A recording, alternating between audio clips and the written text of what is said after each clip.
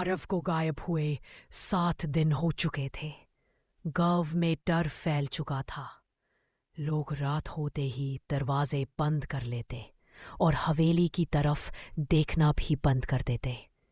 लेकिन आरव की छोटी बहन अनाया चुप मेरी बैठी। वह जानती थी आरव मर नहीं सकता, वह कहीं है और मैं उसे वापस लाऊंगी।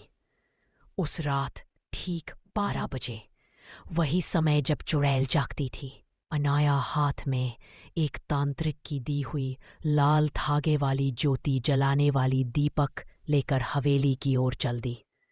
हवा भारी हो चुकी थी, जैसे कोई उसके आने का इंतजार कर रहा हो। जैसे ही उसने हवेली का दरवाजा खोला, क्रीक, इस बार दरवाजा खुद नहीं खुला, जैसे कोई उसे अंदर नहीं आने देना चाहता था।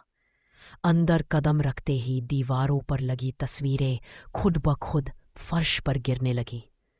उसके कानों में एक फुसफुसाहट आई, वापस चली जा। लेकिन अनाया नहीं रुकी। वह हवेली के बीच तक पहुंची और चिल्लाई, चुड़ैल, मैं जानती हूं तू यहां है।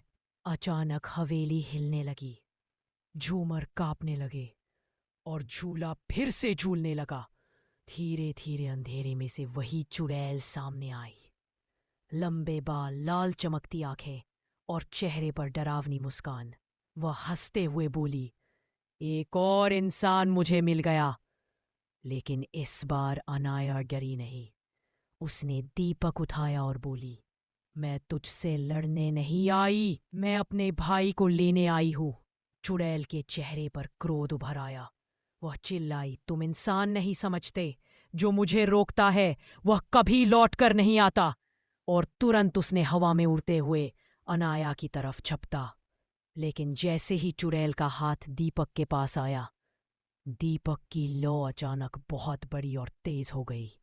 चुड़ैल दर्द से चीख उठी, नहीं, यह शक्ति कहाँ से लाई? अनाया ने कहा, जिसे तूने मारा था वह इस गांव की मासूम औरत थी।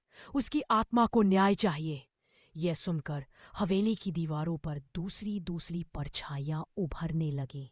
1, 2, 10, यानी चुड़ैल के सभी पूरित आत्माएं सभी चुड़ैल के आसपास घूमने लगी। चुड़ैल चिल्लाई, नहीं, तुम मुझे नहीं रोक सकते। लेकिन आत्माएं जोर से चीखी, अब बस, अब तो नहीं। एक तेज रोशनी चमकी और हवेली में सब कुछ शांत हो गया। जब धुआं साफ हुआ, अनाया ने देखा आरव जमीन पर बेहोश पड़ा था, लेकिन वह जिंदा था। उसने उसे उठाया और हवेली के बाहर ले गई। पीछे से एक धीमी आवाज फिर से सुनाई दी, ये कहानी खत्म नहीं हुई, मैं लौटूंगी। हवेली का दरवाजा खुद ब खुद बंद हो गया। फड़ाम।